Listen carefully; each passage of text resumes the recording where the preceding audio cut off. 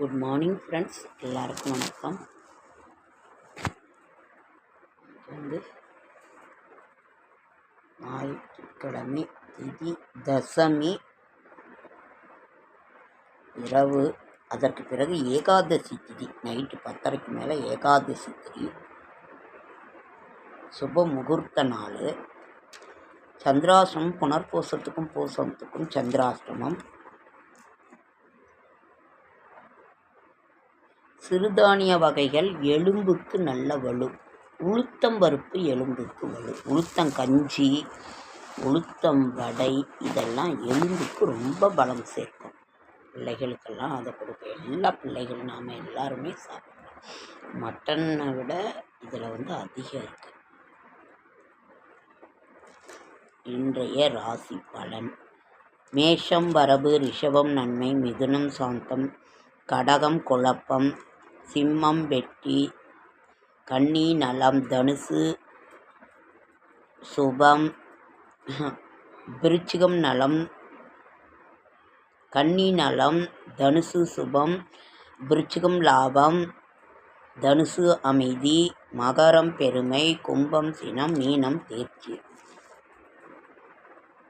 12/4/2026 விஸ்வாவசு வருடம் பங்குனி 29 திங்கள் செவ்வாய்க்கிழமை அழகான பிரப வருடம் பிறக்கின்றது.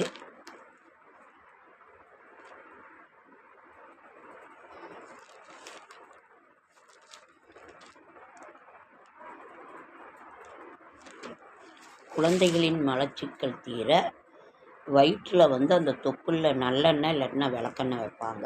கொள்ளாத்தனால விளக்கெண்ணெயில் அப்படியே நம்ம தடவி விட்டு இந்த கொள்ளாத்தண்ணி உரங்களை விளக்கெண்ணெய் தான் வச்சு தொப்புள்ள வச்சாலும் இந்த மலச்சிக்கல்லாம் தீந்துடும்.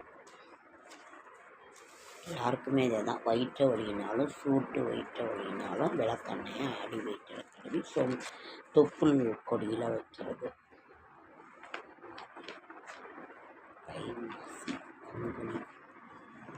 பங்குனி ஞாயிறு தசமி திதி 29. சுபமுகூர்த்த நாள் சிரவணபரத்தம். நாளை சுபமுகூர்த்தம். பாப விமோசனி ஏகாதசி.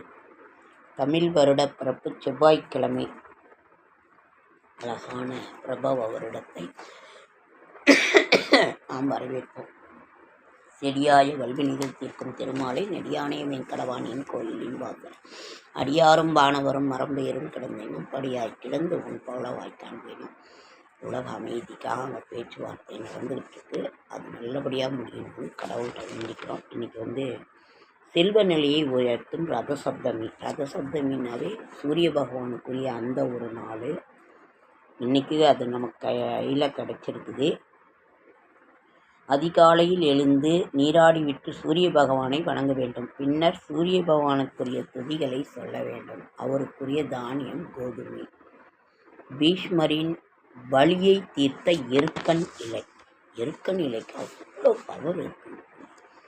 குருட்சேத்திர போரில் உடல் முழுவதும் அம்புகள் துளைக்கப்பட்டு நிலையில் பீஷ்மர் படுத்திருந்தார். அவர் வேதனையில் அப்படியே துடித்தார். உயிர் பிரியும் வரத்தை பெற்றிருந்தும் அவர் ஏன் உயிர் பிரியவில்லை என்று கேட்கின்ற பொழுது அப்போ தான் வராரு. அங்கு வியாசரிடம் கேட்குறாரு. அப்போ அவர் சொல்கிறாரு, உடலாலும் மனதாலும் நீங்கள் தீங்கு செய்யலைனாலும், அதாவது பாவம் நடைபெறுவதை பார்த்து கொண்டு இருந்தாலும் அதுவும் பாவம், அதனால தான் நீங்கள் இதாக இருக்கீங்கிறாரு. சரின்னு சொல்கிறாரு. திரௌபதிக்கு நடந்த அநீதியை நீங்கள் கேட்கல, அதனால தான் உங்களுக்கு இதுன்னு சொல்கிறாரு. சரி, அதுக்கு என்ன செய்யணுங்கிறாரு. ஒருவர் தான் செய்தது மகா பாவம் என்று உணர்ந்து வருத்தப்படுவதே அதற்குரிய தீர்வு நல்லதுன்னு அவர் சொல்கிறாரு. இருந்தும் தன்னுடைய என்ன பண்ணுறது அப்படின்ற போது உடனே சொல்கிறாரு. பின்னர் எருக்கம் இலைகளை கொண்டு வரச் செய்து பீஷ்மரின் கண், காது, வாய், கை, கால், தோல் ஆகிய 7 அங்கங்களிலும் எருக்கன் இலையை வைக்கிறார். இதையடுத்து அவருடைய வேதனை குறைந்தது. கொஞ்சம் கொஞ்சமாக மன அமைதி அடைந்து பீஷ்மரை நினைத்து நொடியிலேயே தன்னோட உயிரை துறந்தார். அப்படி அந்த மரணித்த தினம் ரத சப்தமி என்று அழைக்கப்படுகிறது. மறுதினமான அஷ்டமி திதியாகும். எனவே அதனை பீஷ்மாஷ்டமி என்பார்கள். பீஷ்மர் இறுதிவரை பிரம்மச்சாரியத்தை கடைபிடித்தவர். எனவேதான் பீஷ்மாஷ்டமி என்று புனித நீர் நிலைகளுக்கு சென்று பீஷ்மருக்கு முன்னோர்களுக்கு தர்ப்பணம் செய்வதாக எண்ணி வாழ்க்கை முழுவதும் கொடுத்தால் அமைதியும் நிம்மதியும் இன்பம் பெறலாம் என்பது ஐதீகம். அதாவது எருக்க நிலையினுடைய தாத்பரியம், தத்துவம், அதனுடைய பலன் அப்படிங்கிறது அது பிள்ளையாருக்கும் உகந்தது. ஆகையினால் எருக்க நிலையினோட இதை நம்ம பார்த்தோம். நம்ம அழகான இந்த விஸ்வாவசூரிடத்திற்கு விடை கொடுத்து